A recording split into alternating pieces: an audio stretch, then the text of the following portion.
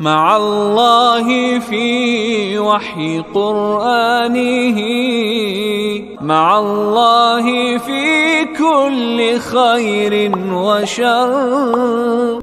Any brother? Yes, brother. After the show, I read a comment on Twitter, on SRK, Sharokhan's Twitter, that he said that post-show he had some discussion with you, and he has mentioned that after a post-show I had a discussion with Dr. Zakir Naik and it was very enlightening. I would like to know what was that enlightening session with Dr. Shahrukh. Yes, after the show was over, I did chat with Shahrukh Khan for about half an hour, and it was a very good experience. I cannot discuss everything because many things were personal, so it would be wrong on me to say in public. I was meeting for the first time. It was the first time I met him personally, though there are some common friends who are his friends and my friends. But this is the first time meeting him personally. And one thing is for sure, that I am happy that I maintained my policy of not to just rely on the news.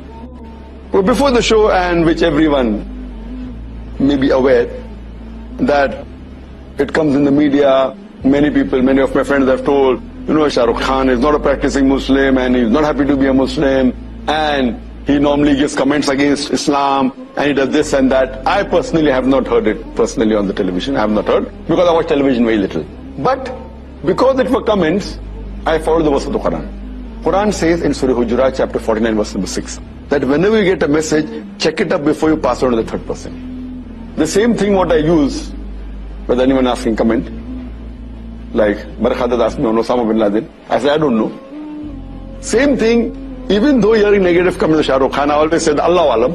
But what I heard him saying on the show, I'm not talking the chat after the show, what I heard him on the show, I felt, irrespective whether he's practicing or not, but his answers were far better than most of the Muslims on the show.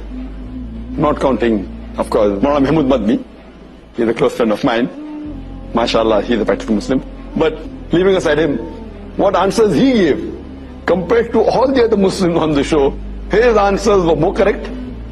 And he rightly agreed, saying that, that though he does film acting and singing and dancing, he says it is haram. That was good of him. And he says that he has less knowledge. But he also said that for correct knowledge, you should ask the scholars and the ulamas and the maulanas. So his answers were far superior than the other people who were Muslim in the talk show. And after the show, one comment I'd like to make, that while discussing on the issue of Muslim identity, he asked me, Dr. Zakir Naik, he said, Dr. Zakir Sahab, what is your view, how important is it to keep a beard and wear the cap? So giving an analogy, that it wasn't a talk show, there was no Barkhadat, so I could explain to Brother Shahrukh Khan more easily, and without any interruption.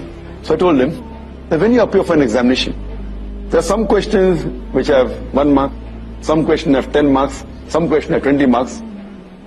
The Muslim identity, wearing the cap and the beard, though it's not of utmost importance, but it is important, it may carry maybe 1 mark.